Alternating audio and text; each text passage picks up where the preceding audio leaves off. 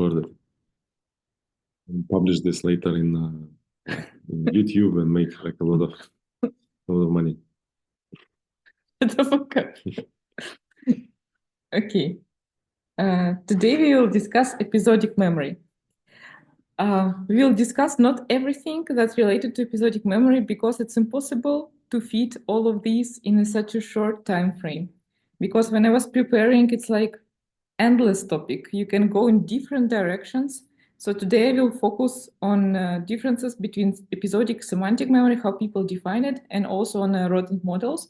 And then at the end we will discuss chickadis. It's a classical model for episodic memory and a recent paper from Aronov lab, which is kind of interesting and connect hippocampus, episodic memory, and everything. So let's go. So let's try to refresh our knowledge about episodic and semantic memory. And for example, you can remember some events from your childhood, like when you were sleeping in kindergarten or when you had a 18 years party, like birthday party or something like this. And usually these type of memories are considered episodic memories. And another example, you remember P number a little bit, right? And you remember that the Earth is not flat. So it's like a fact about the world. So it's another type of memory, at least how psychologists, cognitive psychologists separated it in the past. And you can remember these not attaching to some time point in your past, just a fact that you can operate. So, and these two type of memories were separated. And the first one was called episodic memory because it's basically memory about your episode that you encountered in the past. And semantic memory, it's memories for facts or general knowledge about the world. And it's not necessarily tagged to time and space. And also, Endel Tulving, this guy, we will discuss him today a bit more than other people. He separated it by like episodic memory. It's about we remember some events in our life, and semantic memory. It's like we know the facts. And to put it in a context of our previous classes, we discussed with you mostly non-declarative memory. It's like this classification with what we started, like procedural memory, priming we didn't discuss and will not. It's weird. Associative learning, non-associative learning. Okay. And usually those type of memories, they don't, people agree that they don't require consciousness somehow. And you don't need to verbalize it in order to possess this type of memory. And declarative memory, it's like declare, right? From a word declare. So you should be able to verbally declare this memory. So you can discuss episodes from your past. You can describe it using words. And semantic memory, it's also, we will discuss the word semantic itself. It requires kind of conscious accessibility and it should be verbal. But it's again like really questionable classification and we will figure it out why. We'll try at least, right? But it's from what people started in the past because you should start from somewhere. Yes.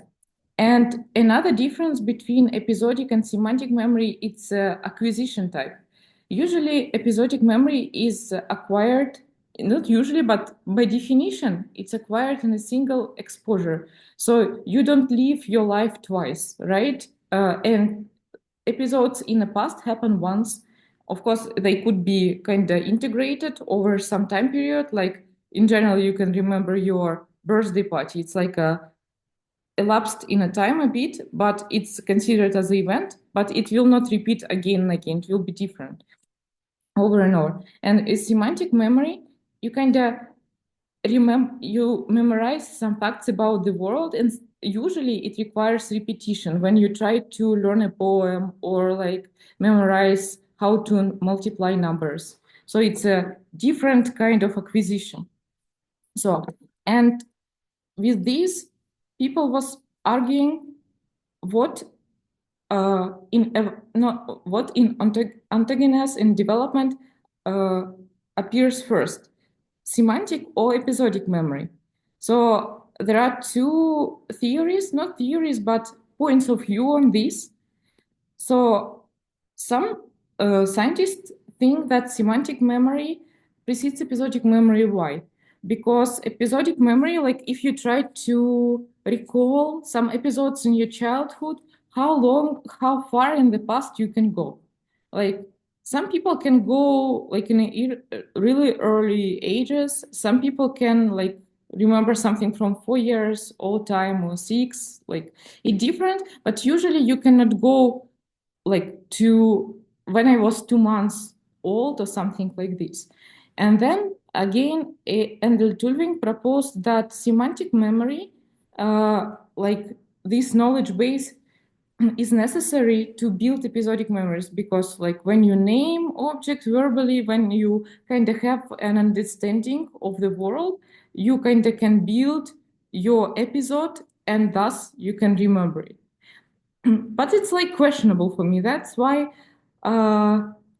also for some people it was questionable. And another subset of scientists think that episodic memory serves as a gateway to semantic memory. So I don't know how it's for you, but sometimes I forget how to name something and just like, a bit a retard. But I can imagine episode without describing it verbally. And I think in general, people also think that sometimes you have episodes and when you encounter the same objects again and again, for example, your first memory and your, how to say, first time saw a cup. You don't know how to name a cup, but then over and over during your life, you kind of face this cup, and then at some point somebody names it a cup, and you learn that it actually was a cup. So this theory that with repetitive like events, you kind of can build this semantic memory, so you can acquire knowledge about the world. Yeah, but there is no agreement to this day how it actually works. So you can pick your side. Another problem, now we switch to animal models, but first we should again kind of highlight that in the past, cognitive psychologists define declarative memory as like memory that could be consciously accessible and verbalizable. And now we can see a problem, right? First of all, what is consciousness? We will not discuss it for sure. But again, we cannot prove, or we can try to prove that there is a consciousness in animals, but it's a long story, so it's questionable at least. And then verbalizable, like we cannot force animals to speak.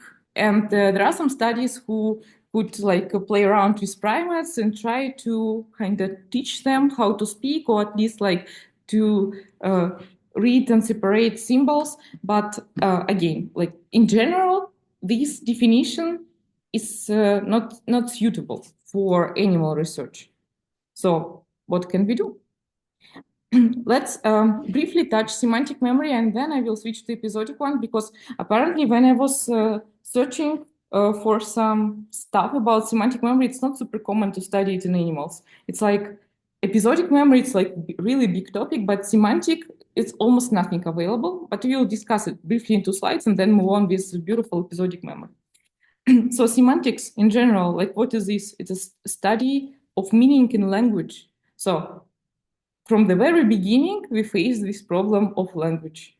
And of course, language enhances our semantic memory. Like if you think about humans, what language gives us, it can help us to organize information, and we use words and phrases, we label things, and then we can operate it efficiently. It allows us to go to abstract level and generalize. Like we have a concept of the cat, and it's not every cat that we face in our life. We don't store the concept of the cat separately, right? Like gray cat, ginger cat, my cat, your cat, whatever. We have a understanding of the cat as an entity, but again, we cannot disprove that animals have it, right? Like, okay, we can discuss this is questionable, like whether, for example, rat has representation of a cat in general, of a threat in general. I think it does. But it just, if we cannot say that rat can name it, so animals can go to abstract level to some extent as well. There are some studies that prove that. Then language gives us this ability for relational and hierarchical knowledge. For example, like dog, it's mammal, and mammal, it's animal, whatever. And then we can move through this hierarchy and build complex relational structures. Can animal do that? We don't know, maybe. And then symbolic representations. We have interesting words like freedom or number. These concepts are not directly related to physical objects. It's something more like abstract, more general. And whether animal can possess this type of understanding of the world, these kind of concepts, knowledge. So a lot of problems that connected to language. But what people can do. So language enhances our semantic memory, but scientists agree that some aspects of semantic knowledge can exist without it. For example, like kids that cannot speak yet or non-human animals can learn like properties of certain objects, like food is edible, right? Like cup is for drinking. They can grab a cup and try to drink even without naming that cup. So it's like semantic-like memory. And so scientists kind of focus on this semantic-like memory without language. And like there are not so many studies that done for like developing paradigms for semantic-like memory, but I was searching for some reviews, no reviews actually. So I tried to like grab some behavioral approaches that were suited for semantic memory. For example, we discussed with you object recognition tests when it could be novel object recognition or object location recognition. So you kind of familiarize yourself, we familiarize rat with two objects and then like swipe one, and animals start to like explore novel object more or object that is a new position. So we can say that animal is remembers object, so maybe it has some representation of that object on his head, but it's like really questionable whether we can call it semantic memory. So it's really mixed with spatial memory and like seeking for novelty. A lot of additional variables influences this. That's why like this classification is not really suitable for animal research. Then also interesting, spatial memory we will discuss next time, but like if you call semantic memory as a general knowledge about the world, then spatial learning kind of suit to this definition. We discussed with you Tolman during first lecture when animals had to learn to go to this kind of path and collect the food. And then after learning this, Tolman tested them in which arm they would go to collect the food, and food is here. An animal could go to the path that it get used to, but actually they could kind of go to more like cognitive map level and then go directly to this arm, like close to 6. So can we say that animal acquired knowledge about the world? We can. Or like path integration studies when animals learn to come back to home base really fast. It's kind of knowledge about the environment. Why we cannot call it semantic memory then? And also in general spatial learning, when you acquire knowledge about environment, it's an example of what remains. And also another one, another set of tasks that I feel like it suits to semantic-like memory definition, it's social memory. When animals learn to recognize conspecifics, it's a classic three-chamber assay when animal explores at the beginning two like conspecifics, and then you swipe one, and usually animal on the test session explores novel more. So it remembers previous one. So it's a knowledge about your conspecifics, and there are some more complex studies like this where you put animal surrounded by more conspecifics and they can actually recognize who is new, who is not new. So yeah, it's a knowledge about the world. Can we call it semantic memory? I cannot tell you for sure. Problem in definition. So with semantic memory, we finish at that point, and we will switch to episodic memory that we studied more in depth. So this guy, it's a really popular guy in episodic memory studies. He's a cognitive psychologist, and here we already feel a problem. It's Endel Tulving, and he developed a theory about episodic memory. So basically, elements of episodic memory, what we can call episodic memory. And he was focusing mostly on humans. So first key element, it's that memory should have autobiographical nature. So it's already interesting, right?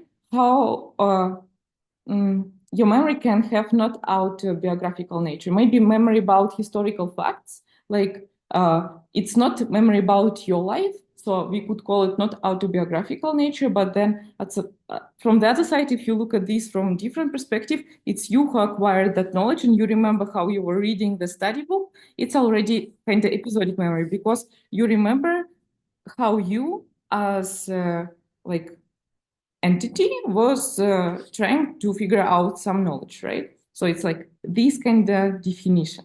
Then this memory should be context specific. So in yeah. We will discuss it many times during this session.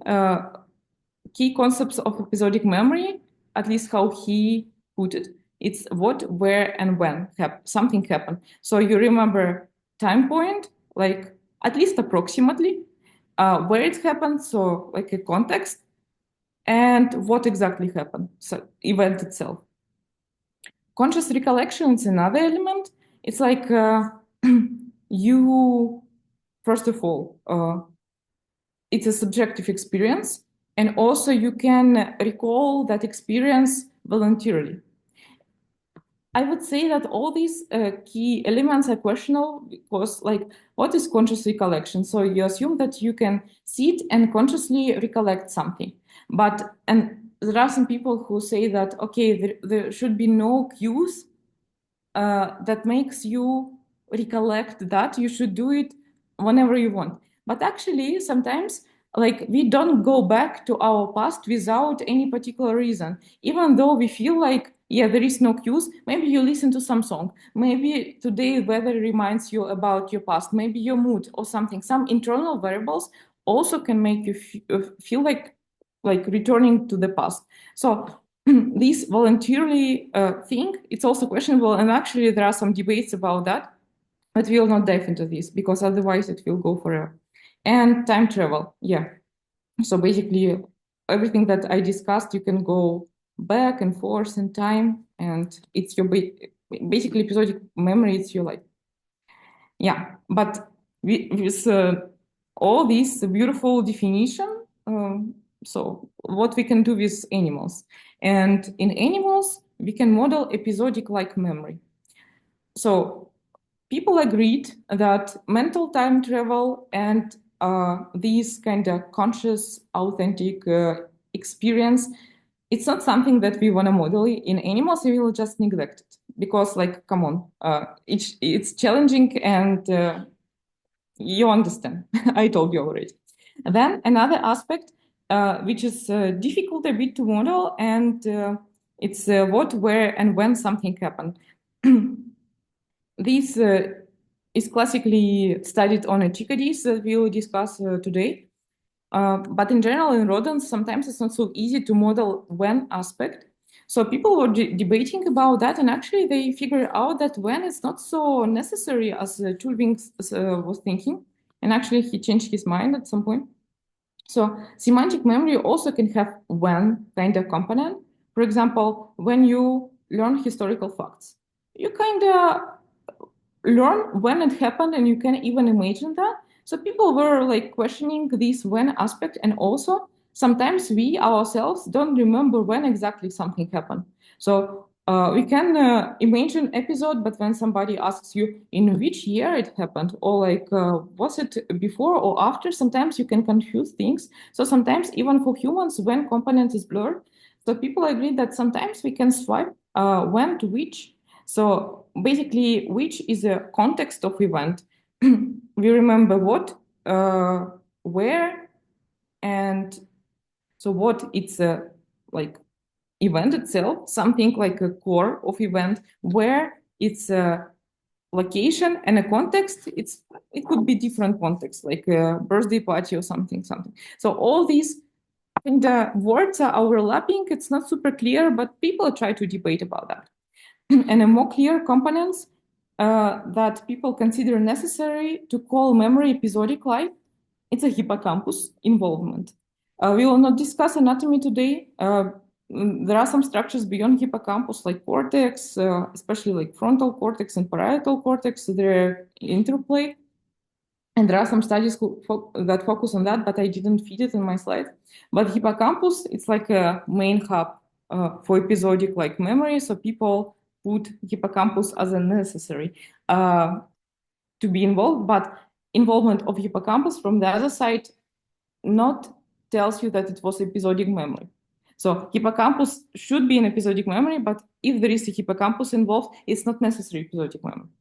And then learning should be incidental because we kind of events happen with us just randomly. We live our life.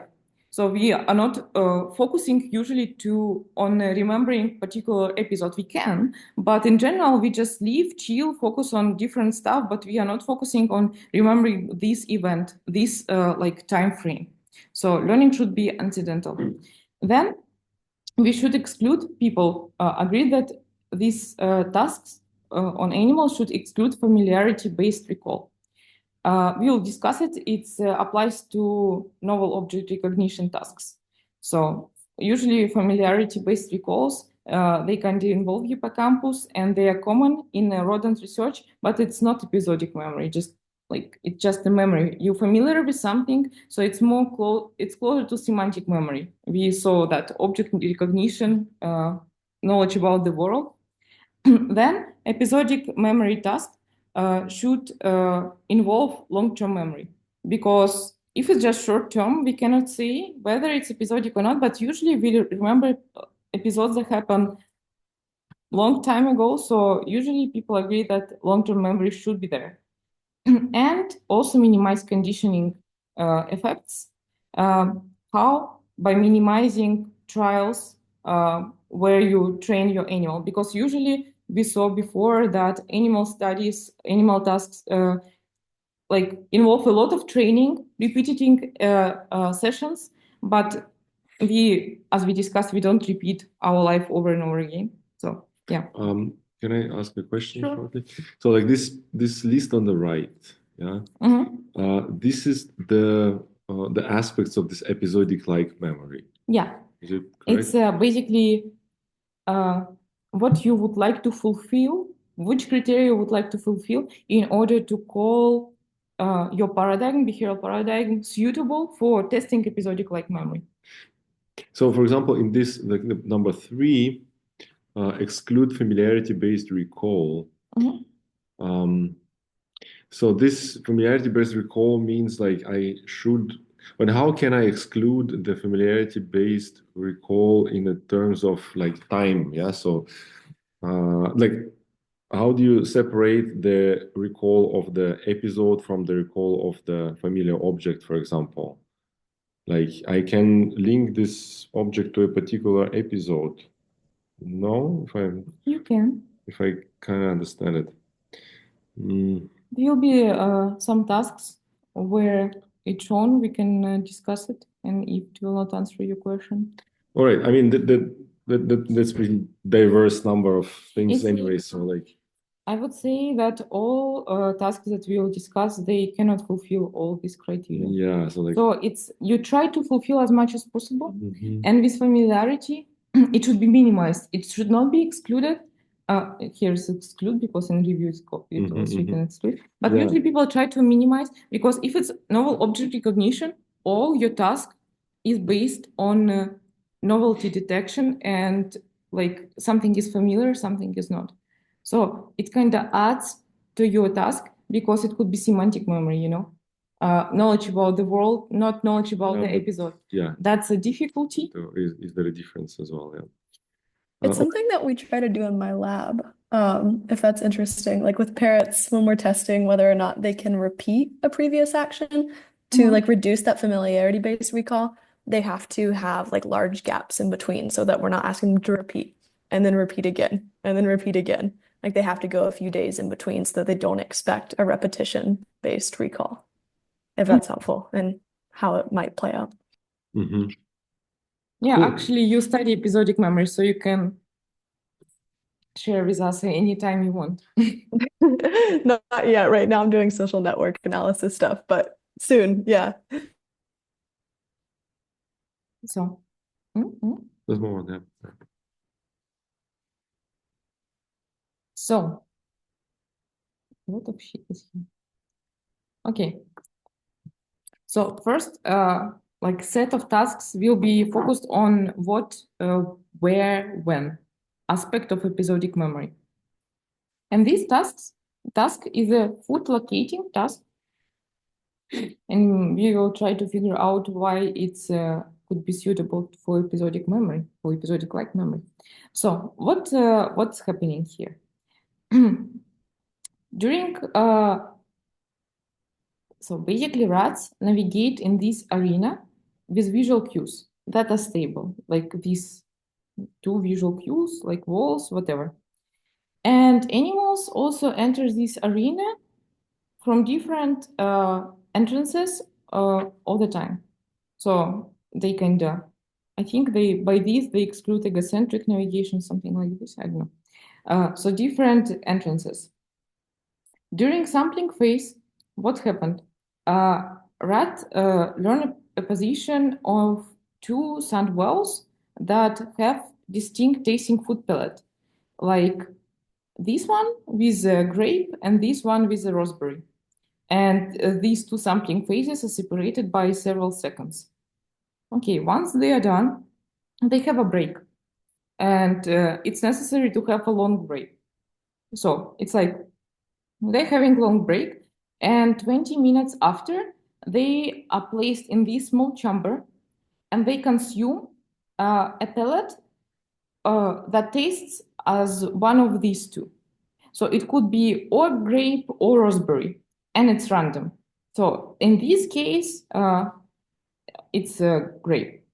And then just after, animals should enter the same like environment and find where grape was.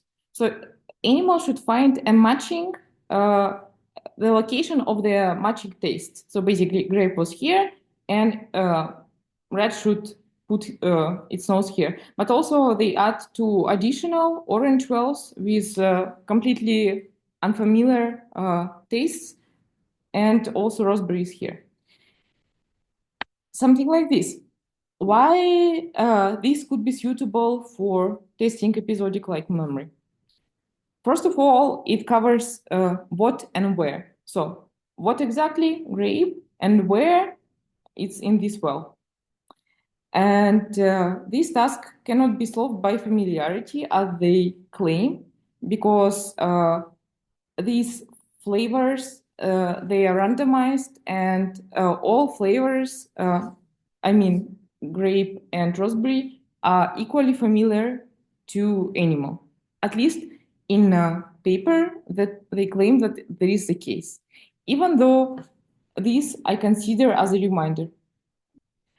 So I would say that grape is more familiar now for rat because rat encountered grape once again, but apparently people don't think it's the case.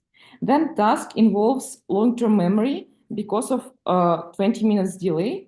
And they also checked that hippocampal inactivation impairs performance. Yeah, it's actually obvious because it's like spatial memory.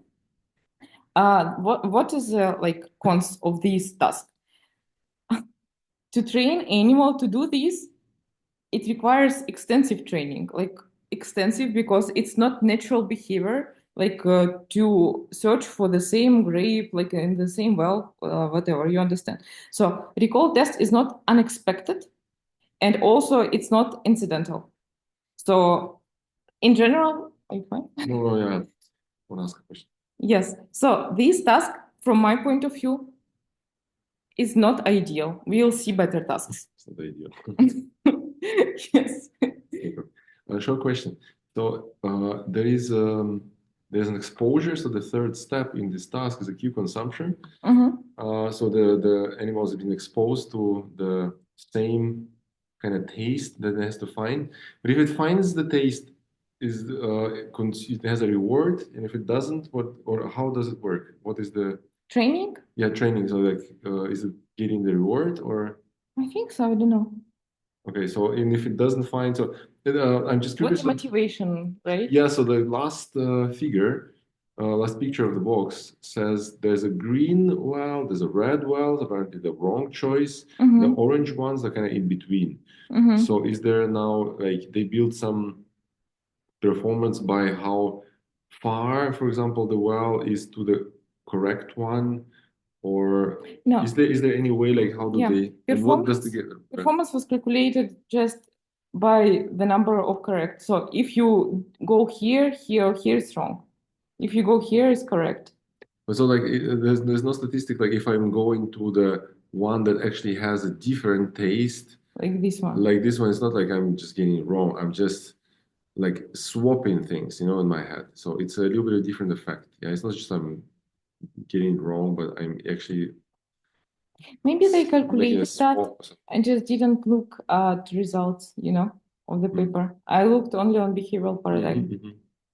So, and in general, I was not excited by this paradigm because it's by definition does not suit for episodic-like memory. It suits, but far from ideal, But from the other side, it's not bad because in order to collect food from this well, you should actually remember episode, and also you never know which taste people will put you here, first or second, so you cannot expect that. In general, you should come back to time in a time and like, now I'm tasting grape. Where was grape? Here or here? And you're like trying to figure that out. In general, if we imagine it, like, we can imagine that episodic memory can be involved. So it's, but if you will be strict to these criteria that I introduced you before, it's not ideal as well. And also rats here, they expect that they will be tested, right?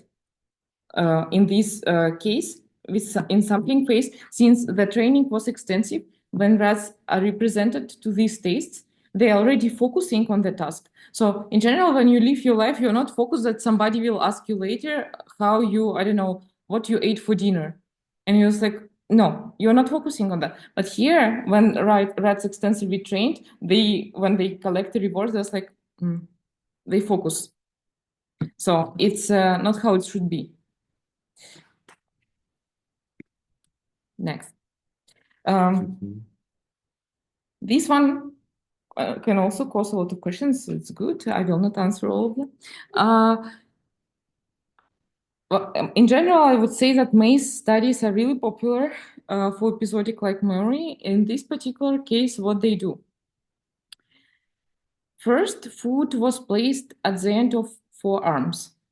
In 2 arms, you have different tastes of tasty pellets, like again with grape and with raspberry. And 2 arms have that just common pellets, like that tasteless common pellet that rats eat every day. So they kind of motivated, but not so much, right? And other arms are closed. Okay, so they can explore, collect their food, whatever. They basically sample here. Then after 1 hour, there are 2 cases. Could be after 1 hour and after 6 hours. It also depends like on we'll discuss that it's also training, right? So basically we have a fork here. If it's after 1 hour, so animals should understand that not so much time passed. After 1 hour, you open previously closed arms, and then rat, if it knows, because it's trained, if it knows that, okay, it was 1 hour, pellets were here, these arms were closed, I should go to previously closed arms to collect my reward. And then you quantify behavior, like if rat goes to previously closed arms, it remember which arms were closed, which arms were open. Okay. And if it was long-term retention, it's another arrangement of the food. In a closed arms, you again have these pellets, but in arms that had tasty pellets before, you have tasty pellets again. So if rat understands that it's 6 hours, if it remembers where tasty pellets were and which pellet it prefers, it can go there. So in general, rats prefer tasty pellets because nobody wants to eat just normal pellets. So by that, you can say that rat remember where tasty pellets were, where tasty pellets was not, and yeah, something like this. And also we should, it's like remark, but probably it's obvious, so that this food, it was not seen when a rat navigates. It should cross here, like it's a beam, light beam. When you cross the beam, food kind of appears. So they're not navigating by appearance of the food, they just should remember location. And like smell is also not a factor here. So basically, it tests what, where, when memory, and long-term memory is kind of involved here. But again, we have extensive training. So when rat samples, it already expects that it will be questioned after. So it kind of focused on the task. And then again, the same drawbacks, like it's not incidental and it's not unexpected. Basically similar to previous one, but in a different arrangement. Questions? No? Okay. This one actually I like more. This is a simpler task, and for me it's more elegant. I don't know, maybe you will disagree. So what happens here? It's a 3-trial object recognition task, so no extensive training. Great. So in a first sample trial, rat introduced with 4 novel objects and explores. And there are how many? 8 possible locations, right? So in a 4 of 8 possible locations, 4 novel objects are presented. Then after 15 minutes delay, rat faces new set of objects, and 2 locations are new, 2 locations are the same as with previous ones, but all objects are novel. So rat explores. And then, and in recognition test, what happens? You pick 2 of these from sample 1, 2 objects from sample 1 that were later, that were more far in the past. Then you pick 2 these objects, and you also mix locations. So green locations, it's when object was displaced. So you can see that if we take this purple one, it's in the same place as it was here before, and this is not. And the same with orange. You have orange that were in the same place before, and orange one that kind of in a new location. And what they found, that rat explores the most. I will not show you statistics because I didn't check, I just checked results.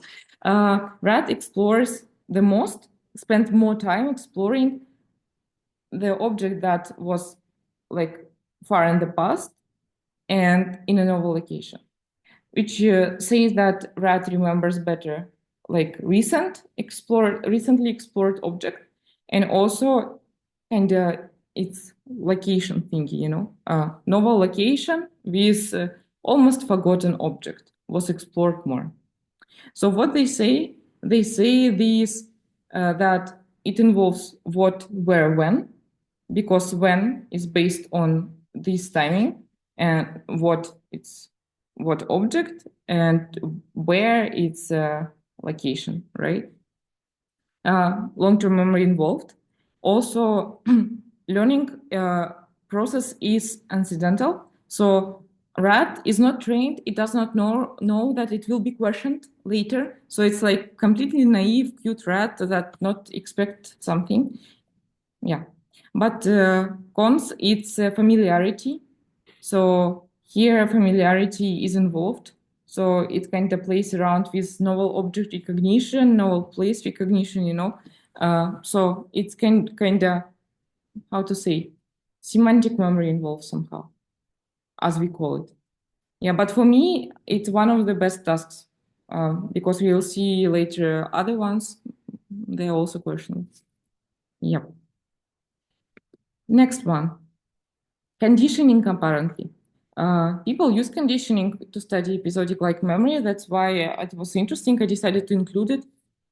So, what happens here? First, animals should explore black and white chamber.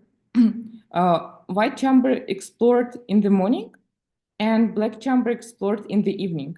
And these kind of exploration sessions last for 3 days, and usually it's for 9 minutes. Okay, then during phase 2, the context, like the environment, is chimeric, as they call it. So it's not like this, black and white separated, but it's like has a feature from both environments, from black and white, it's more beautiful, I guess, at least they claim that, but okay. And it could, this environment could be, this encoding phase could be during the morning or during the evening. And during this phase, rats are shocked by food shock, like for 2 seconds. And then during tasting, rats are placed whether in white or in a black context, and freezing is measured. So what we can expect here?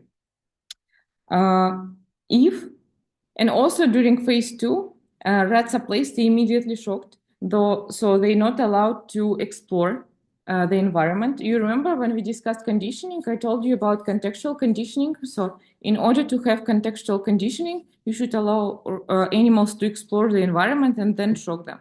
In this case, they did not allow animals to explore this chimeric environment enough, and it was done on purpose. Otherwise, they would associate food shock with something in between, but they want animals to kind of be aware of the environment, but also focus more on a time when it happened and what at that time in the past, which context was in the past. So basically, if they shocked animal in the evening, then in the black chamber, they will freeze more. If they shock animal in the morning, because they explored before white environment in the morning, they freeze more in the white environment during testing. So what it gives to us, they actually didn't specify cons, but we can do it ourselves, probably.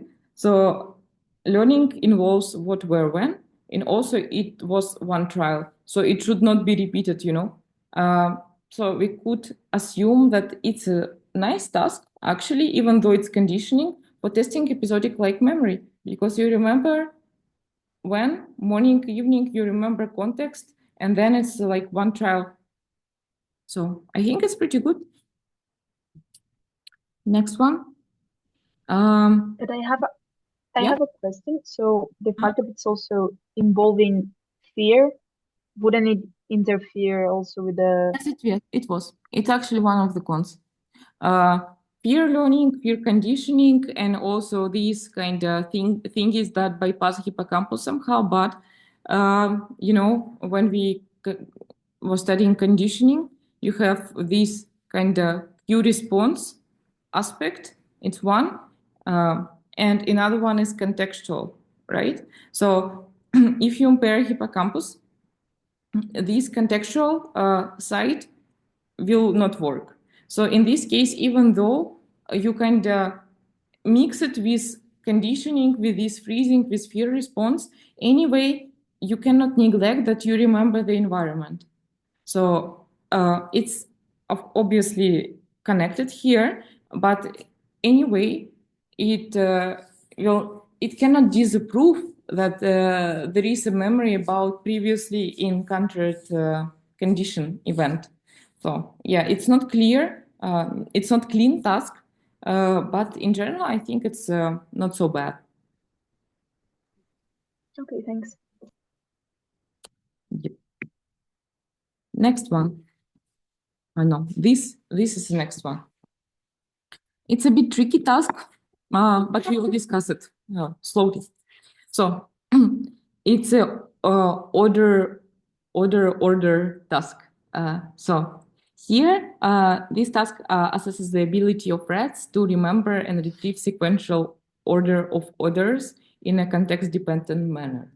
And it's not so easy. And also, I like this task because it considers some tiny moments that could, for example, if I would develop, I would miss for sure. So during sampling phase, rats were presented with a sequence of 5 or 12 unique orders, and like trial by trial, right? One order per trial. So order is located in a particular well, and rats are exposed to different orders. And what's important here that the number of this sequence, so you have this big session, right? The sequence of order, the length of this sequence can be different. So it's 5 or 12. So you never know whether it's 5, 6, 12, 10, whatever. And also time in between these trials could be different. So it could be like 1 minute between trials, more, less. Okay, it's actually important here. So then when rats familiarize themselves with these kind of orders and their location, what happened next? After 60 minutes retention interval, rats were placed in a 2 distinct contexts, this one and this one. So they visually are different. And they were trained, so it's one disadvantage. They were trained that in this kind of context, you should select second to last order. And in this context, in a context B, you should select first to last order in order to get a reward. Interesting. So we could say that, okay, we'll go one by one. So rats could identify the correct ordinal positions. So we can say that long-term memory for what, when was involved, and also it was flexible. So depending on a context, you can recall different like orders. It depends on what people ask you. So that's how people claim that it's flexible. Then, as I said to you, rats performed well even when atypical intervals between orders in a list were used. So rats didn't use relative familiarity to solve the task. And also unpredictable length of order list prevented rats from predicting the ordinal position. So if you ask rats all the time, select second to last item or select first to last item, during this phase, rats can focus on that, right? If they know how long this sequence is. But since you vary the sequence, they never know on which orders to focus. So it's I think it's kind of interesting that they implemented that. And also they showed that hippocampal inactivation impaired performance in this task. So it's like cherry on a cake, you know. So yeah, I think it's interesting task, even though it requires training. In this context, how they train animals, I think it's not so bad. Even though I think... Sorry, short question to the task. Oh, somebody joined. So this presentation of the orders, so they were just like having like a path of the order in a certain sequence, lighting team. I think it's the rat was supposed to like find the order in the room, or I think it's just wells. So the rat was just sampling wells, and it's like, okay, these No. wells. I think per trial, you have one of the wells. So you kind of put an animal, then retrieve, put an animal, and then retrieve. So you're always like, so the animal is always going out of the cage, Yes, and then you have the next one. Okay. So you do it one by one because you wanna make this sequence different and the length of the sequence different. So other wells should be clean, and one well should contain odor and food inside. Exactly. Yeah. Interesting. Mm-hmm. How many we left? It's actually the last one, I think. So the last task that we discussed today, at the beginning, I didn't understand what's going on, but then I understood. That's why I decided to present it to you. So it's unexpected question task. Also kind of interesting. I never saw something like this. So what's happening here? From this picture is difficult to understand, but I will explain. So you have 5 arms in the maze. And what you do, you try to forage. Actually, yeah. So the rats learn to forage for food pellets by breaking light beams, as I said to you before. So you break light beam, then food appear. So you cannot see food at the beginning.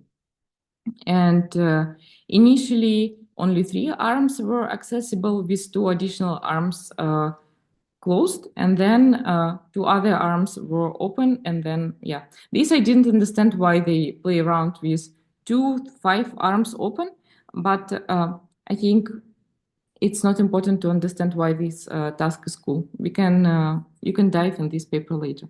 So they basically learn to forage where food is. Then in next task, these 2 tasks are independent, so they don't depend on each other at all. So task A, they learn it separately. Then there is a task B. In a task B, before they're placing animal in this maze, they given or not given food, and then animal trained to go left or right, depending whether animal was given food before. And I checked the paper.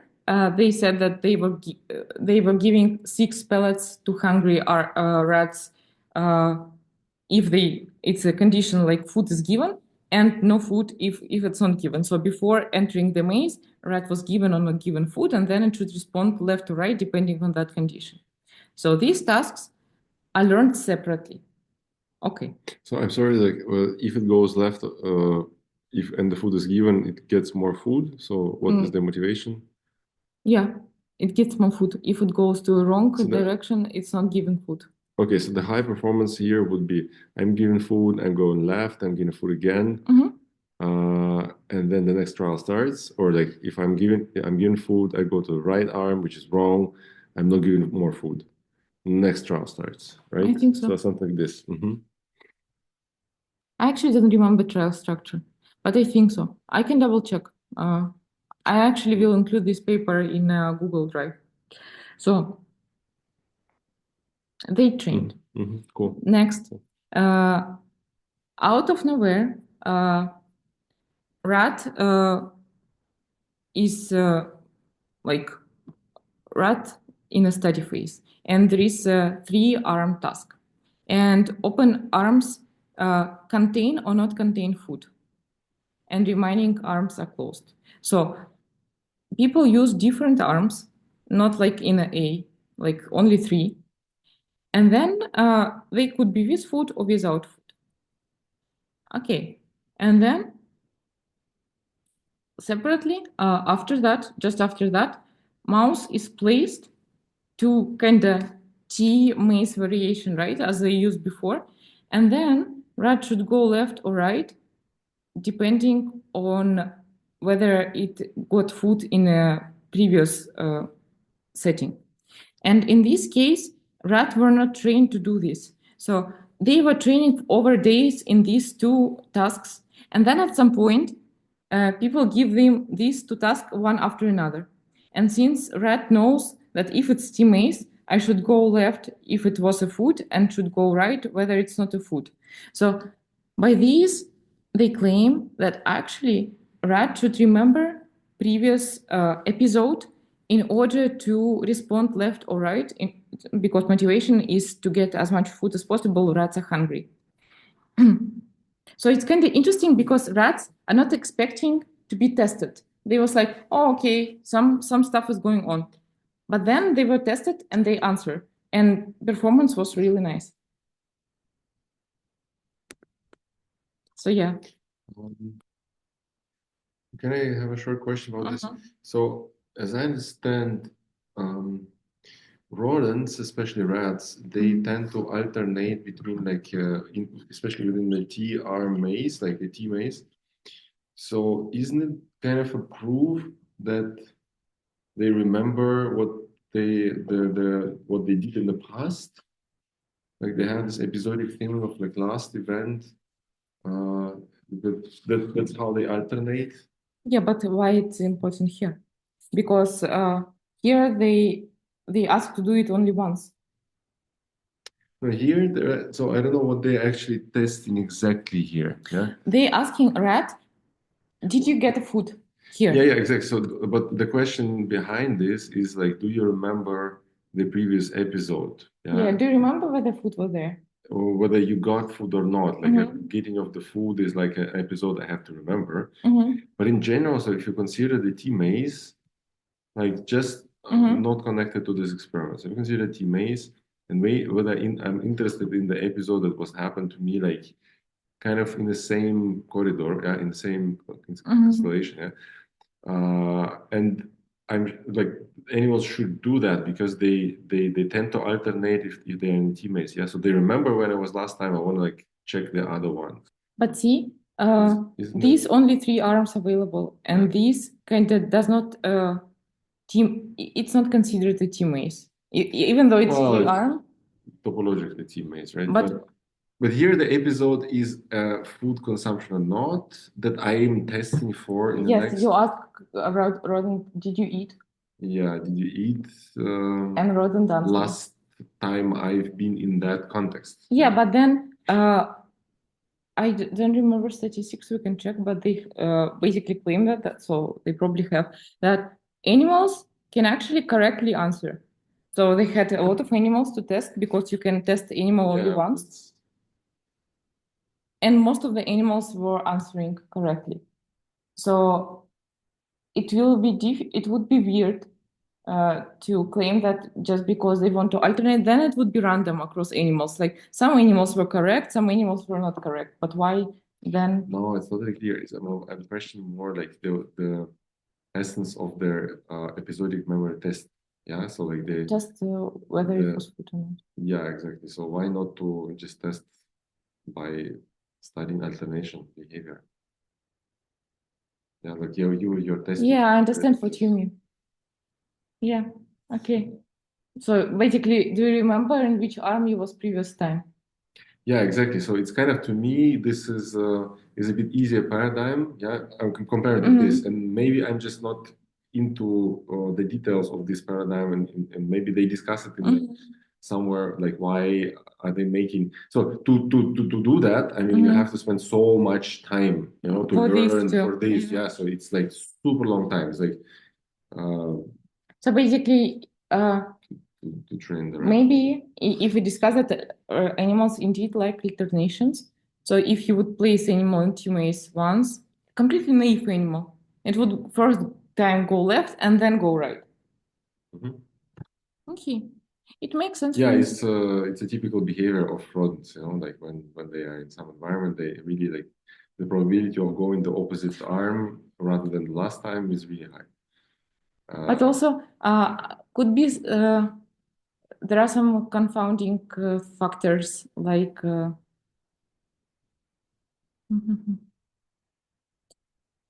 I should think about this, like alternation. Should it be based only on episodic memory, or it also could be just somehow motion, you know, like you're going left, right, without remembering episode, like just, you know. But then you need to remember where did you go left last time or right? This you is know, an episode. мышечная память. No. No, but it's again even this, if it's about left or right, it's still an last memory of the episode that happened in the same environment, Yeah, maybe. right? So I'm just curious. I don't know, like this study. Unfortunately, I don't know what they. In general, the simpler the paradigm, the better. And there were another one. You can actually check it in this review. There are more. I just didn't cover everything because there are very like many. And one of them was super difficult with emails. Let's go here, there, mirror, not mirror, training forever. And I was like, and what's the essence of that? So at the beginning, it was a beautiful picture. I wanted to include, but then I said like, nah, it actually doesn't make sense. Yeah. So, but you can check it out. Maybe you will like it. But I couldn't even read through. So if you have any questions, you can ask, and then we will switch to our paper, but after 5 minutes break, or maybe at 3:20, it would be nice. If no, see you at 3:20. How to silence me?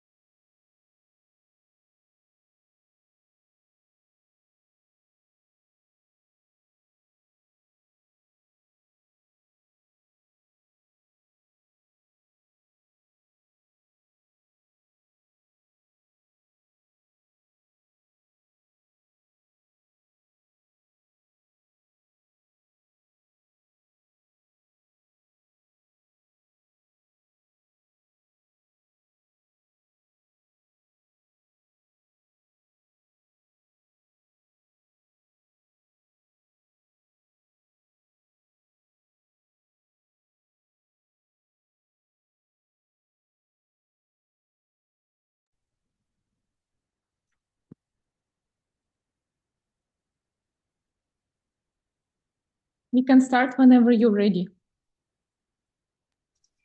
Okay, so I don't know if I can share it already or. Yes, you can. No, wait. Yeah, wait. You can try to. And if you cannot, I will make you. I can make you a co-host now. So you should be able to share. Okay, I'm trying. No. This was stop.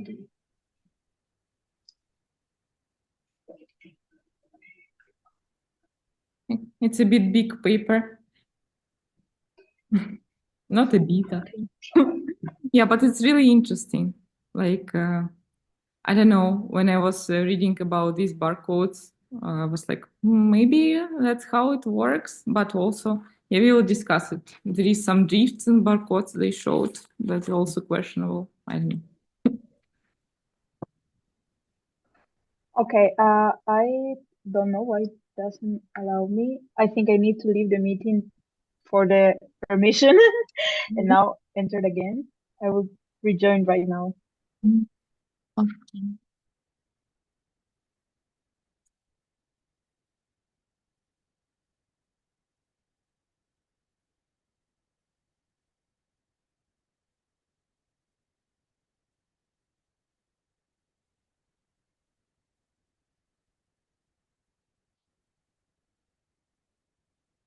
Закончил. Да.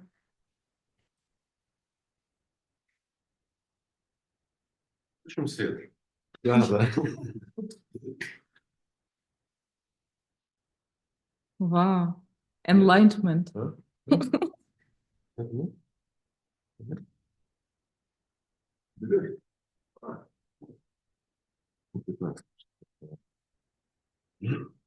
Да.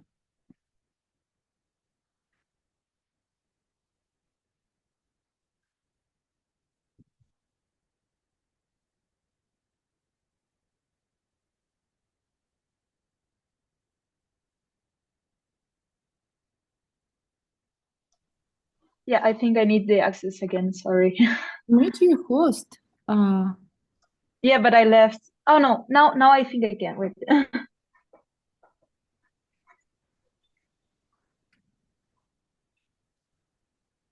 Yes. Can you see it now? Mm-hmm. Perfect. Wait, I'm not in the first slide. Yeah. Okay, I think you see the first slides, right? Yes. Okay.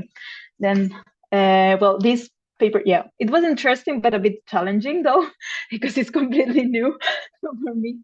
But yeah, so in this paper, the authors did a high density hippocampal recordings in food catching chickadees, and they found that each cage is represented by a unique sparse pattern of activity, which they call a barcode.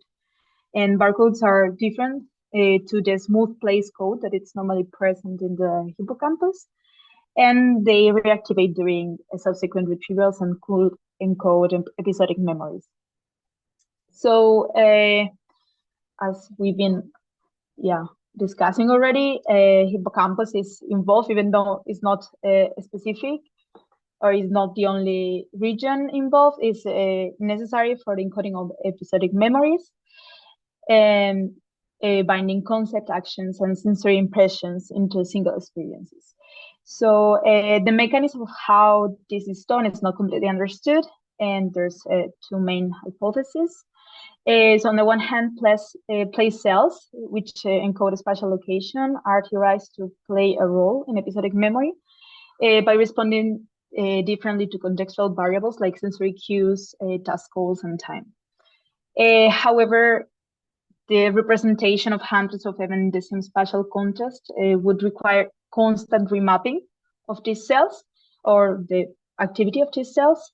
And it seems not that likely. So an alternative model for episodic memory is that episodic memories are represented by a mechanism distinct from place cells.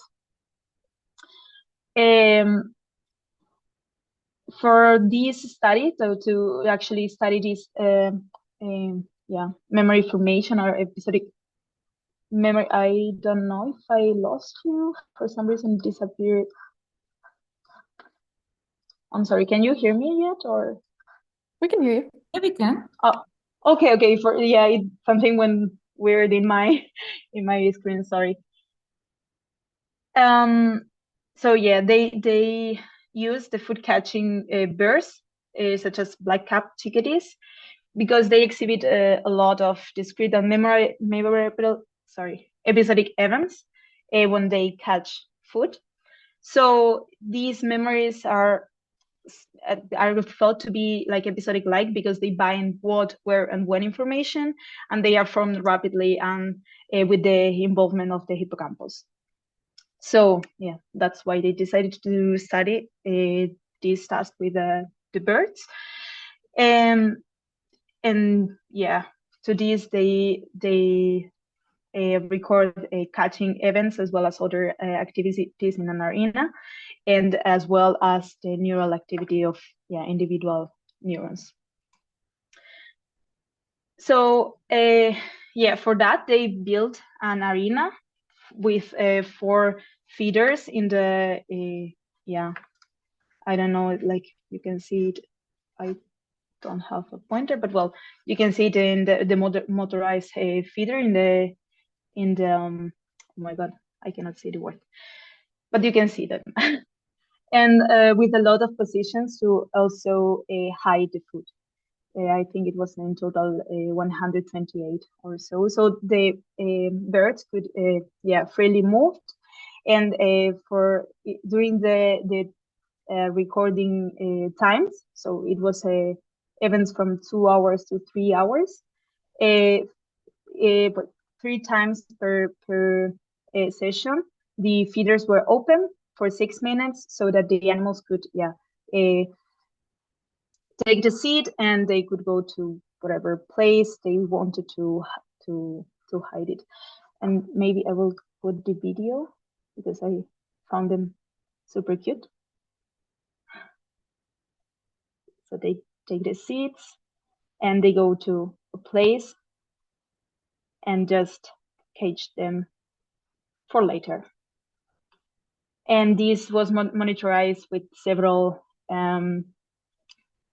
cameras at the same time, including one from the bottom to monitorize like the presence or absence of seeds in the different sites. Can I ask you a question? I don't remember, could they cache several seeds in the same place or not? Or only one? I think so, yeah. Yes? Yeah.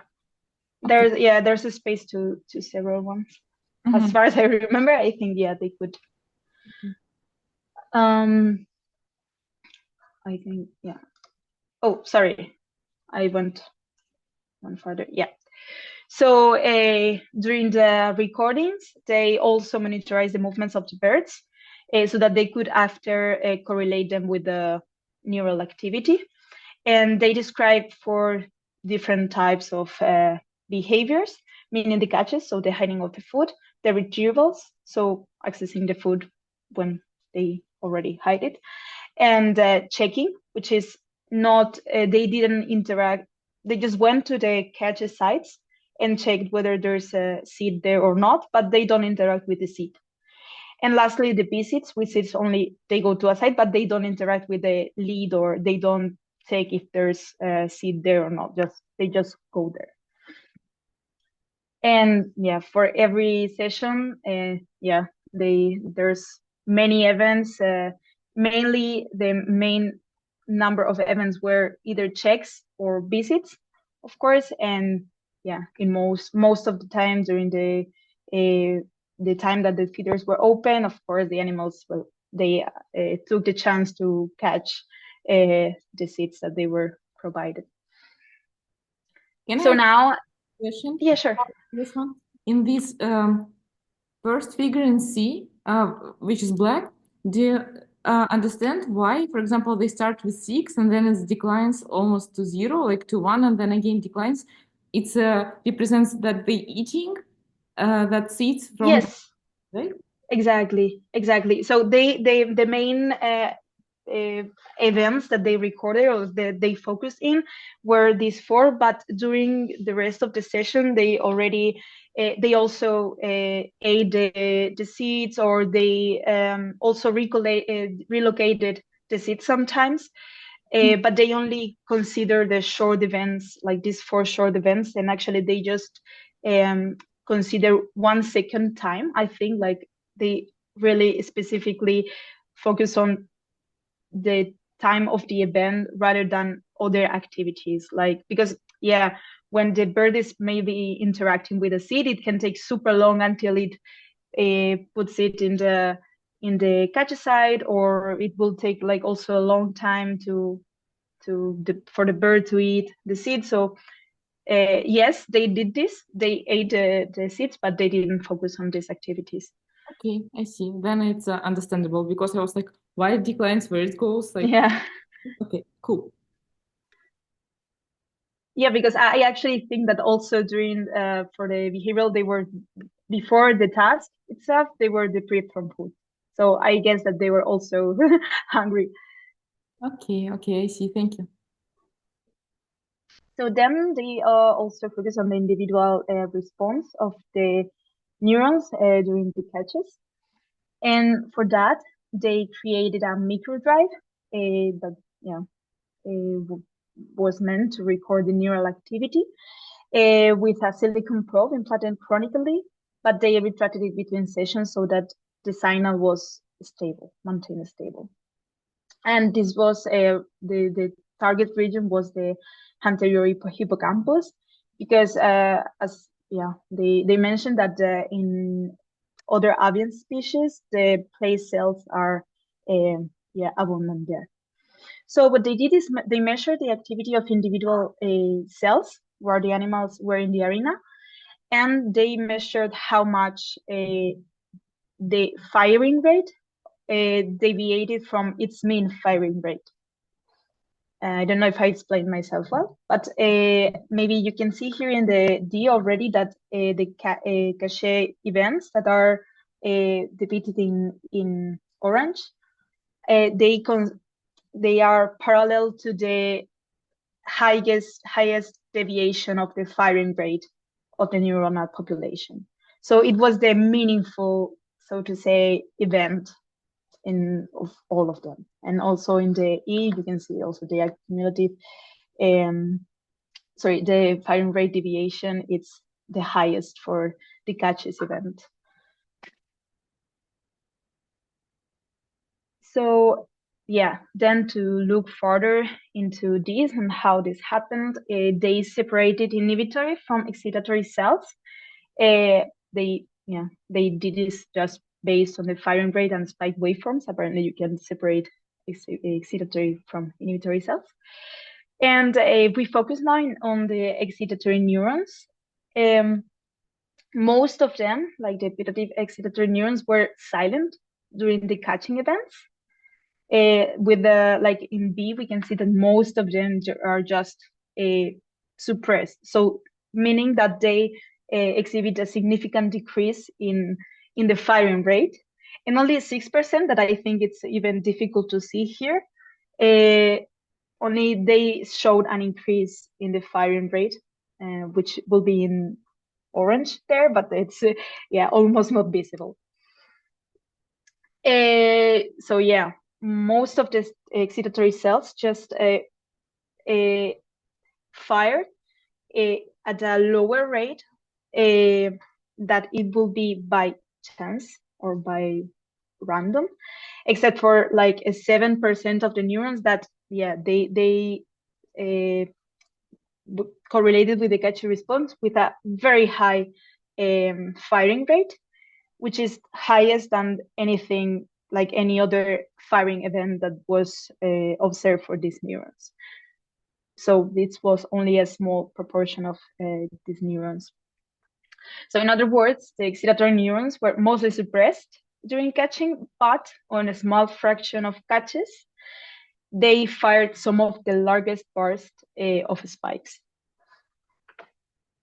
And if we now focus on inhibitory neurons, you can see that they also present either silencing or suppression on or enhancement of the firing rate, as you can see here in the top A part figure. But it's not as sparse as for the firing or for the excitatory neurons. This is kind of more constant. And yeah, we can see that like in graph D, there's a subpopulation of inhibitory neurons that enhance the firing rate very like dramatically as well. And they also produce some of the strongest activity ever observed during catching.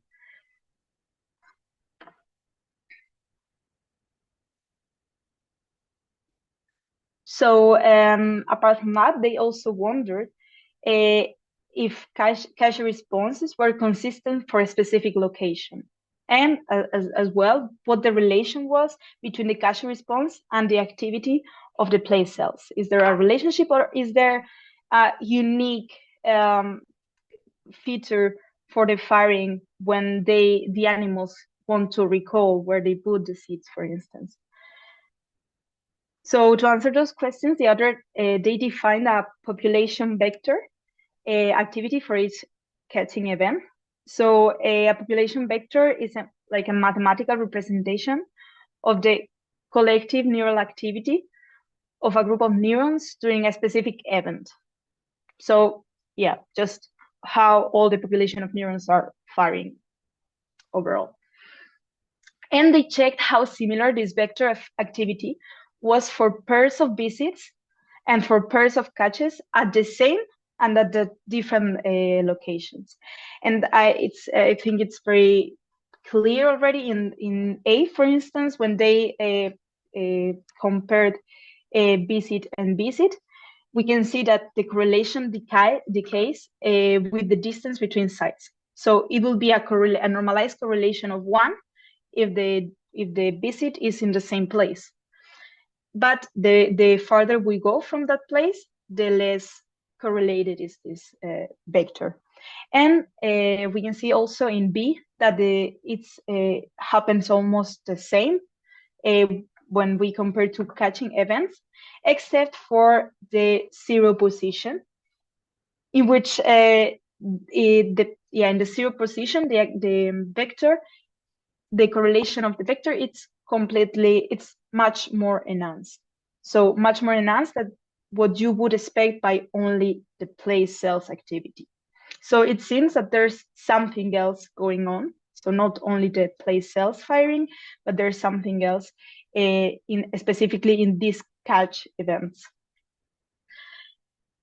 So yeah, for this, they to differentiate between the place code and whatever it is apart from that, they recorded the vector activity for each position and they subtracted it.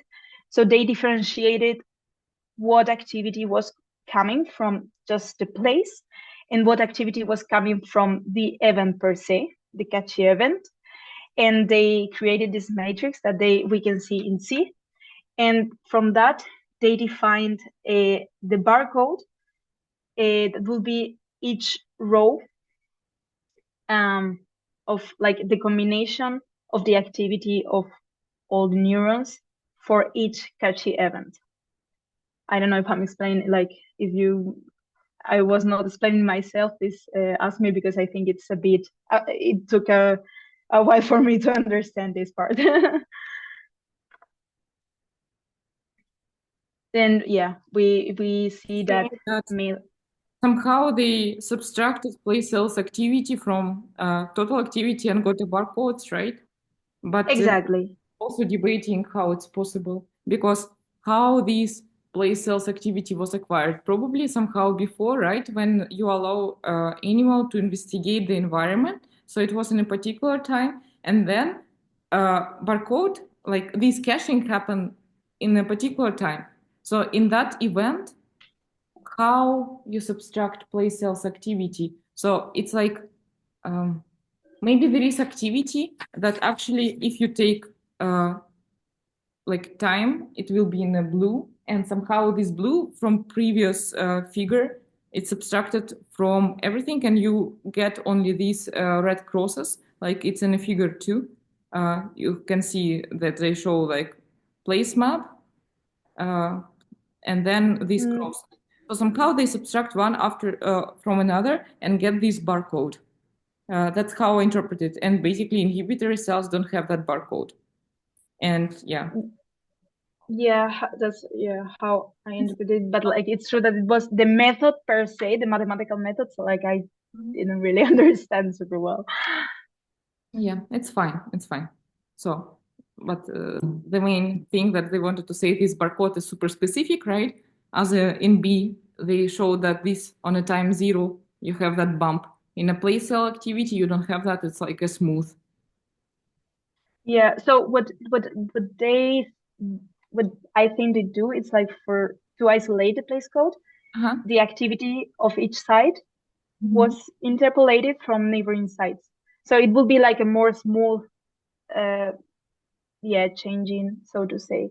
So that's what they then use to subtract from the total activity. And yeah, that's that difference is what they call the barcode. Yeah, exactly. Okay. So more or less there. Okay. Yeah, sorry. Yeah, more or less. Yeah, exactly. I think it's what you said in figure 2, what they do, these maps, like this small maps, is like what they interpolate from that. Yeah, so yeah, sorry. So they wanted to further investigate these barcodes or these specific firing rates from the population. To define what do they represent. And their hypothesis was that barcodes are memories formed by catching at a specific site. So to test this, they basically checked the correlation between catching events at the same site or at other sites. And we can see that already, like in figure A, the correlation between not only catching event, but also other types of events at the same site. So for instance, in the A, there's the correlation with a catch event and retrieval events, and we can see that the correlation is very high for that specific position. So the barcode will be the same. But if we move to the adjacent site in D, there's no correlation. So it seems that there's also specific for that site. And indeed, we can see that the correlation in the graph in G, the correlation is way higher than what we would expect from just the place cells in the position 0. And we can see also that the caches and checks, they also have a high correlation, but not as strong as with retrievals. And they argument that these may be just because checks are shorter than retrievals. I also think that it may be also that checks are not as important events. So maybe, it's not, the barcode is not exactly the same. I don't know. And as I said, it's like reactivation is site specific, and when we check on adjacent sites, it's not the same. And again, the BSEED, there's no correlation on the barcode. It's like, I see that the BSEEDs are not as relevant, so to say, activities as checks or retrievals. That's weird, right? Because like during retrieval, birds had to put their head in that site, right? And also hold the seat is a beak.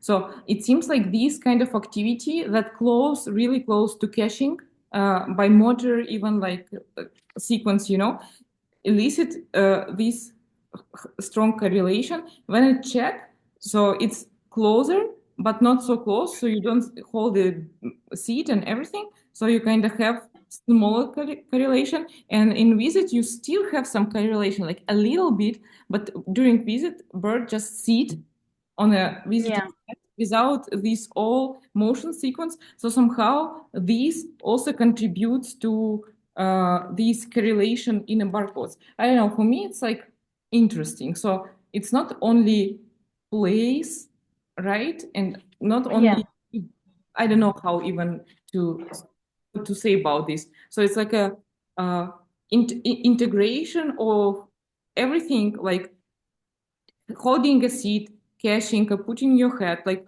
all of these tiny things that contributes to the event are important actually for specific barcode. And the closer the another event like retrieval to cache exactly, the more correlation you have.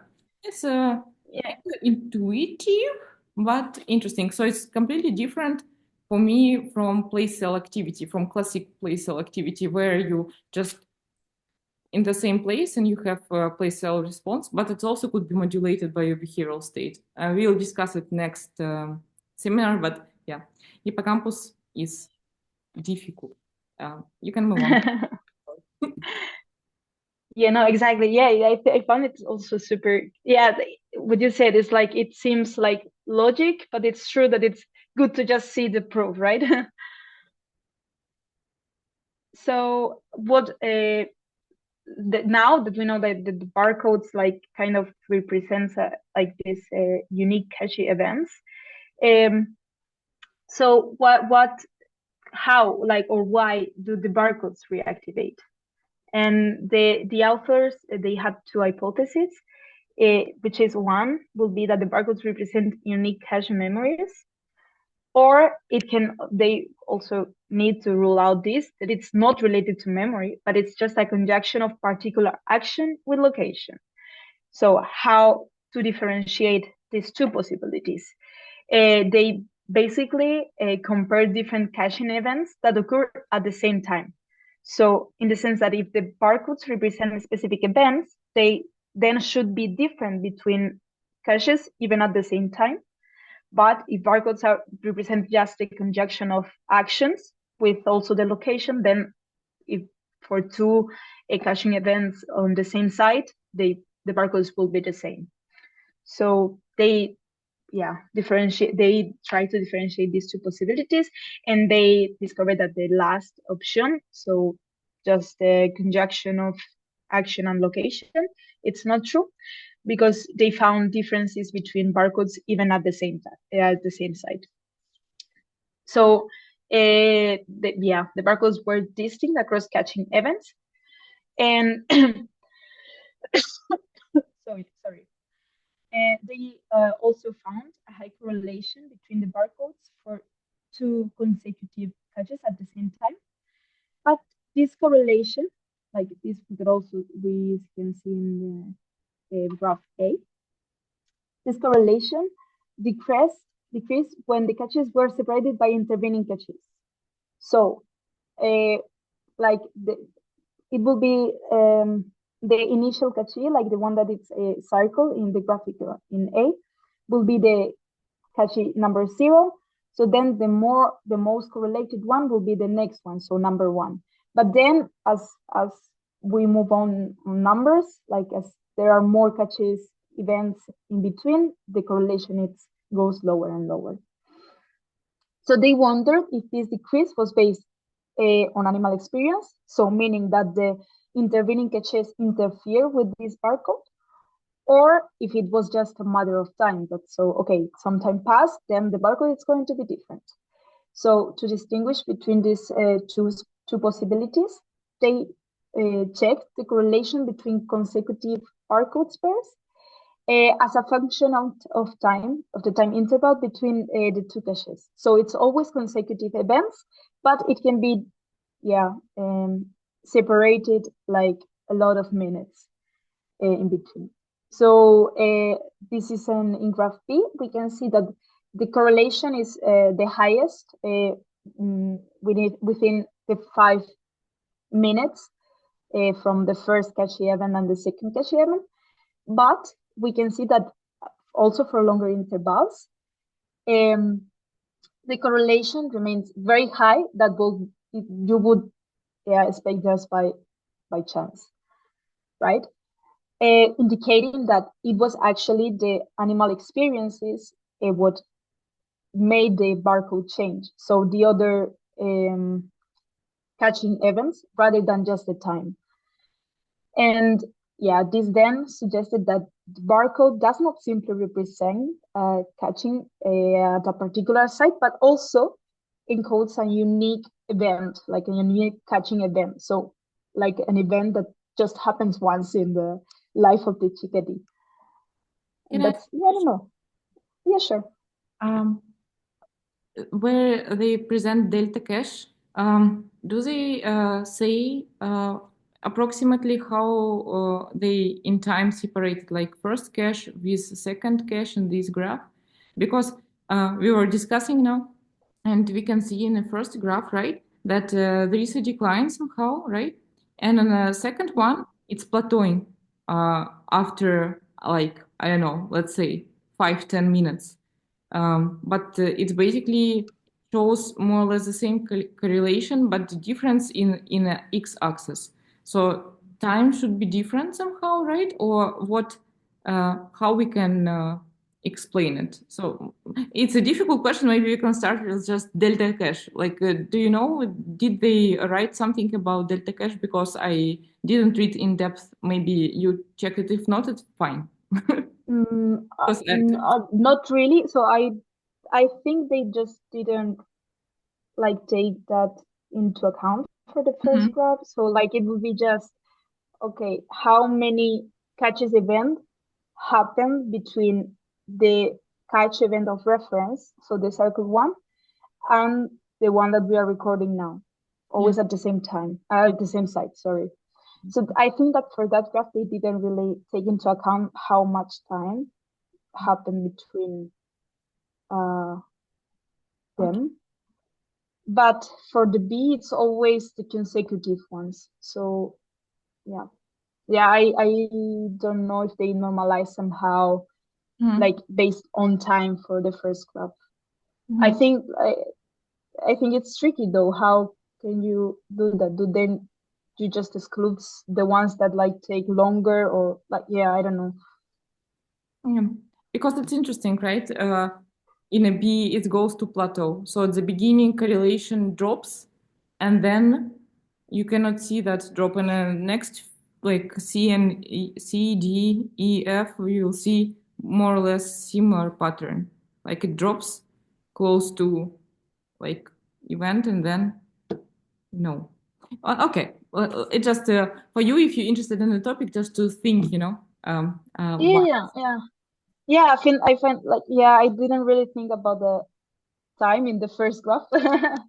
But for me, it also makes sense that it decays also faster with the number of catches, and it kind of remains stable even with the time passes. Like there's a plateau, because if you have nothing interfering with your info, then you can maintain it for longer, so to say, right? So yeah, I don't know. Okay. Yeah, I don't know. Like I've finished this one, I think. So yeah, to further the idea that the barcode encodes a unique event, they also checked the barcode reactivation between retrievals at the same site. So basically the same analysis, but now with retrievals. For that, they defined as matched pair as the catch event paired with the first retrieval that followed it at the same site, of course. And their hypothesis is that the reactivation of a barcode will be highest when it represents the retrieval from the same site. Like it will be like the recall of the cache memory. So then the barcode, you expect it to be the same, right? And indeed, they found that the correlation was indeed the strongest for matched pairs, as you can see in graph C. And then it was weaker for retrieval events that happen either before that event or after. So it seems to be very, very specific for that event. And then again, they wondered if this was because of the temporal proximity between the cache and the retrieval, or again, other things interfering. So again, they observed the correlation as a matter of time interval between the caching event and the retrieval event. And that you can see in the D graph that even though the strongest correlation is again like 5 minutes, like in a time lapse of 5 minutes, we can see that the correlation is still very high, even for longer lags. So like even up to 45 minutes, the correlation between the activation, the barcode activation, it's super strong. So it seems that it's not that depending on time, but it's preserved for this unique event. So the animals, like, I found this seed, I hide this seed here, and then I go to catch this seed from that specific site. So like it's like very, very specific event. So in summary, like this means that the hippocampus kind of produce a distinct barcode during each catching event, and that this barcode was reactivated during a subsequent retrieval from the same site, even after long delay. And again, this also repeated the same analysis, also for catching and taking events at the same site. And again, they also found a strong correlation for checks following the cache, although it was not as strong as for the retrieval. And also it was not only not as strong, but also not as persistent. So they, as you can see in the graph F, it decays to baseline after around 13 minutes, which is the dark green line. And it decays even faster after the retrieval of the seed. So for me, it's, if there's no seed anymore, why I will keep this info in my head, right? It's like they don't care anymore, so it's just deleted. This info is deleted faster. That's how I interpreted it. So the conclusion was that barcodes encode unique catching events in the hippocampus, and they are reactivated during retrievals, supporting their role in the episodic memory, and that reactivation depends on behavioral context and persists over long delays. So, okay, we have this barcode, but we also have the place code, and also the hippocampus is involved in this. So how is this affected, or how is this changed during the catches? So are also catches represented by the place code or not? So to test this, the place maps are described to change also in experience-dependent ways. So the authors wonder if the place self-firing will differ before and after the catching. So this analysis apparently was super difficult from the 2D arena.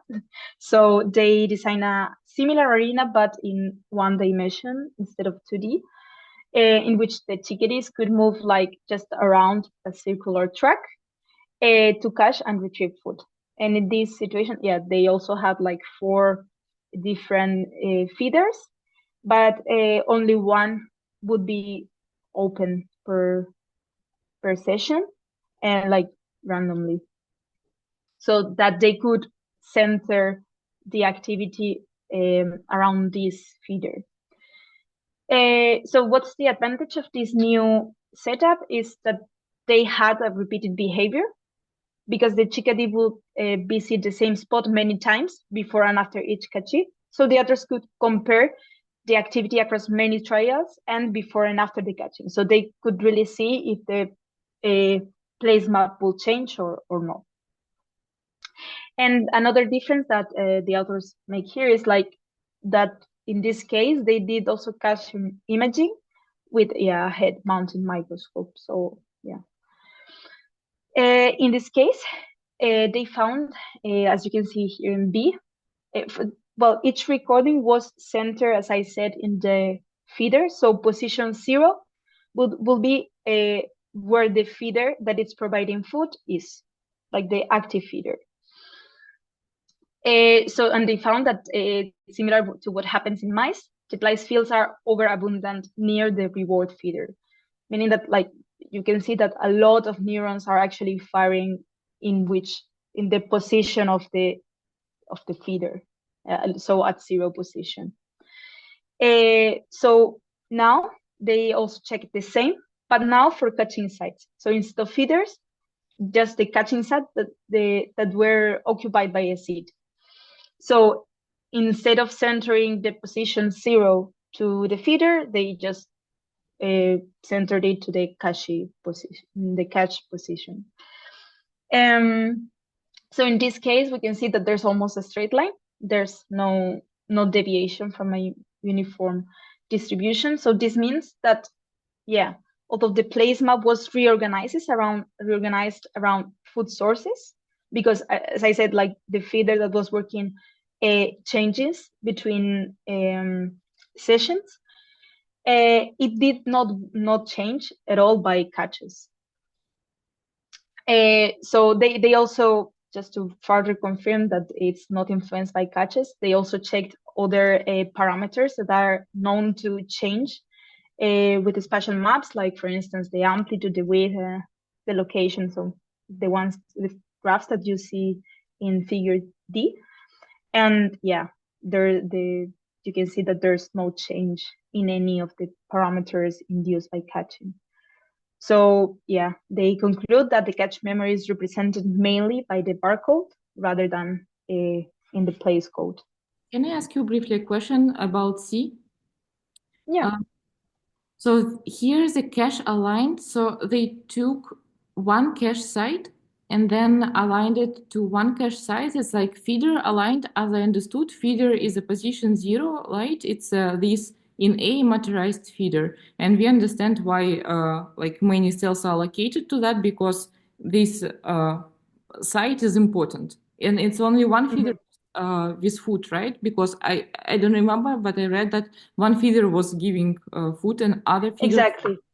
So we understand that it's important, so many place cells allocated for that feeder. But in a cache align case, it's also this place map, let's say, this heat map. It's according to one cache site, right?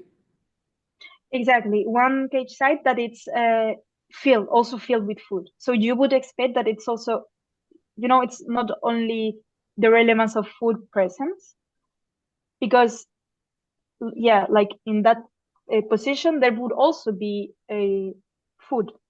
Because I would right? I would expect that in B we can see this vertical pattern, because you have only one feeder, but in a cache you have many caches and they all equally important for you because you can cache your food in any cache site. Does it correct reasoning or not? Yeah, now what I'm not 100% sure if they record this only when one is filled or not. Yeah. You made me wonder. I am not sure, sorry. Cache aligned by cache event, or it's for a particular cache site? Oh, just a particular cache site. Yes, okay. So maybe that's why they see diagonal, because one particular cache site as important as other cache sites. That's why it does not make sense to allocate more neurons for that particular cache site, because all cache sites are equally important. Yeah. It'd be like Yeah, exactly. Yeah, that's how I understood it, yes. But yeah, I'm not completely sure. I'm sorry.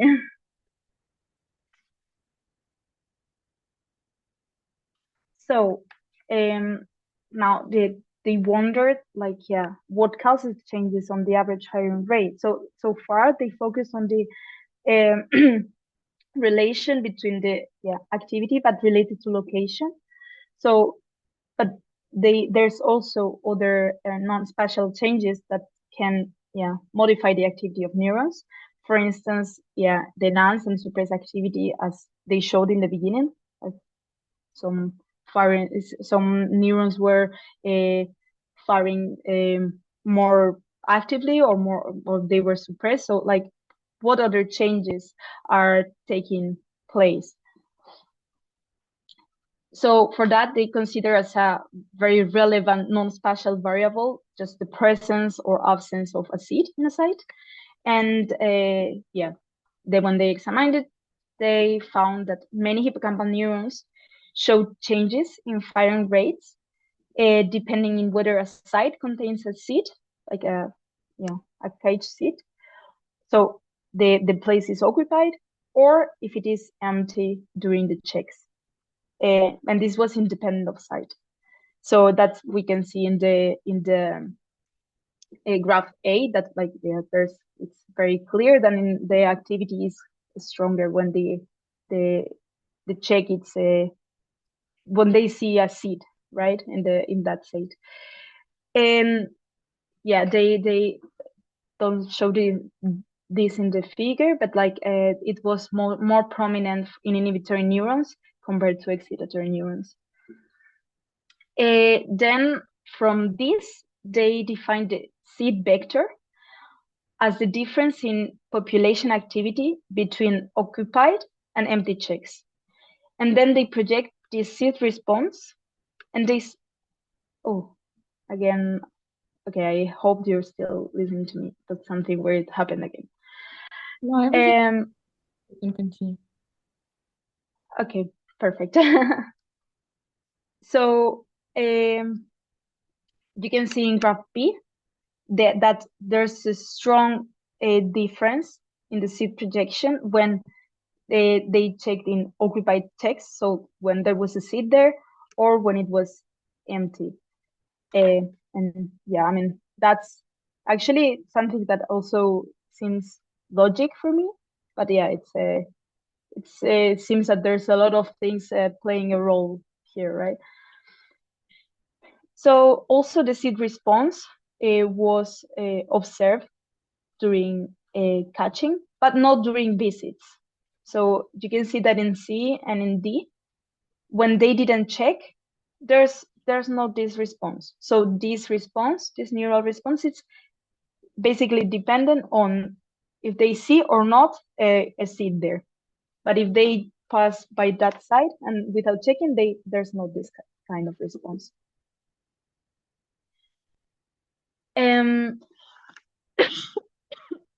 They also compare. Sorry. The figure E. You can see that indeed there's also this activity you can also see during catching, and this is tightly locked to the moment that the chickadee leaves the seed in the site, so the offset. So that's why it's a bit delayed that from 0. So you see that in the beginning it's a weak response. Maybe because the chickadee can be interacting with the seed or whatever, but when the kashi finishes, then it's super strong. So it seems to be relevant to encode, like, okay, I left the seed there. And they also compare the time course of this seed response to other events during the catching, and they saw that it seems to be very temporal dependent. So for instance, in the graph F, the place code, which is depicted in gray, peaks when the chickadee arrives at the site. So the place it's relevant when they arrive there. Then the barcode, which is in orange, peaks during the catching process. So it seems to be very connected, as they already showed, to the event of catching. And then the seed response, which is depicted in green, peaks at catchy offset. So, but then, and it's the catchy is finished. So like for me, I interpreted it as a confirmation, right? That okay, the seed is firing, the seed response is firing to say like, okay, yeah, I left a seed there. I don't know. That's how I interpreted myself. So place code, barcode, and seed response projection, they seem to be like synchronized hippocampal activity with distinct temporal dynamics during visit checks and catching events. So it's a complex sequence of different hippocampal responses. Yeah, that's interesting, right? It's like, again, many details are contribute in the event. So whether it's empty or occupied, the place, bar, seat, whatever. Yeah. Yeah, exactly.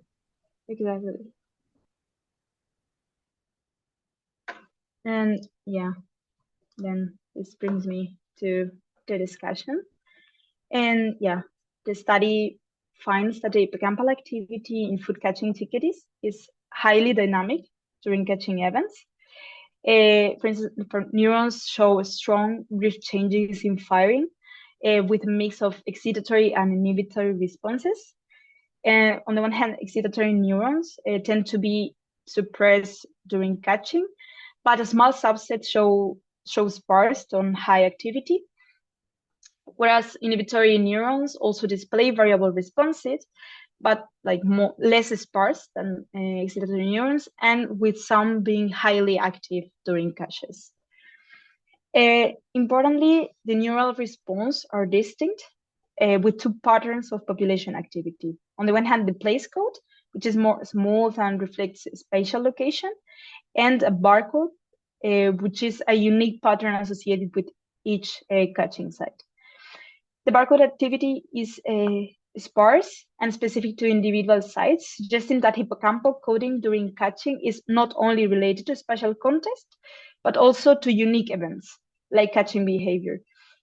And this suggests that the hippocampal uses both a place code and barcodes to encode episodic memories of specific events in space.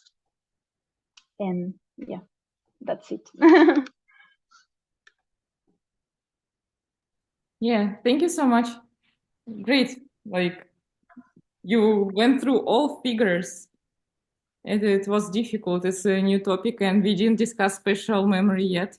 So yeah, I'm sorry for the extra difficulty in this paper, but I hope it was yeah. It was super interesting. Like now the question is like always the same, right? To what extent you can compare or you can extrapolate to other situations, right? Or yeah, how similar it will be to other species, this encoding. I don't know. It's interesting. We're working on rodents. We will figure it out. Yeah. Soon. Soon, ASAP. Science paper, yeah. So guys, does somebody has any questions for this paper, or you already satisfied with the amount of information you consumed today?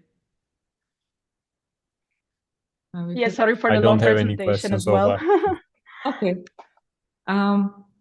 Thank you, Laura, a lot. And yeah, next time we will discuss spatial memory.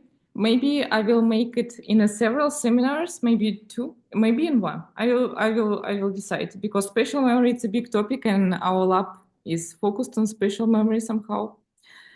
So we will see. Maybe some general concepts. Now it's like, mainstream, space cells, everything. Yeah. But regarding papers, for next seminars, I think you all presented paper already. So I don't know how we will do it. Maybe if you like the approach, I could give a paper and then we would randomize people, one person takes figure 1, another person takes figure 2, but it would be inconvenient maybe because it would require you to go through paper a little bit, because when somebody presents, you can just chill and listen to.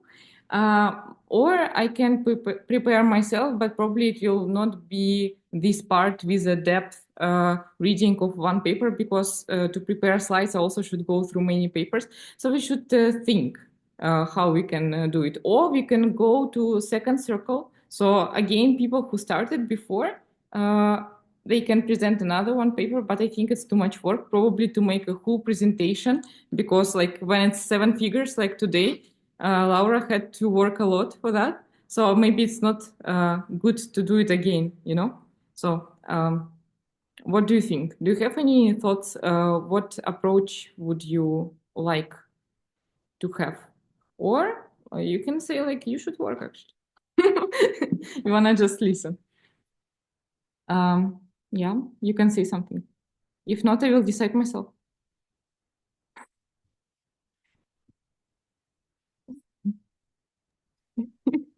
Did you leave already?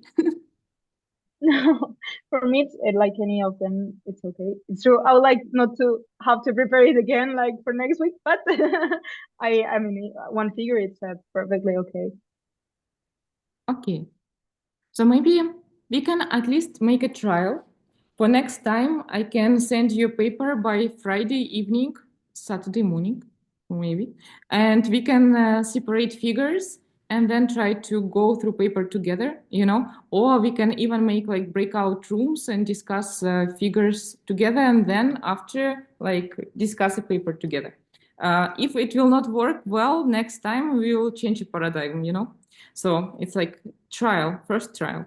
So let's stick to that approach then. And if it doesn't work, we'll see. And I think it can also be even more interesting for discussion if we are all kind of familiarized somehow with the paper, even though we don't know everything, but maybe, yeah, I don't know. it will be more active because Yeah. everybody is online. It's hard to interact. So it's like more monologue than dialogue sometimes. But yeah, let's try. And thank you, everybody. See you next time for special memory. Bye-bye. Thank you. See you.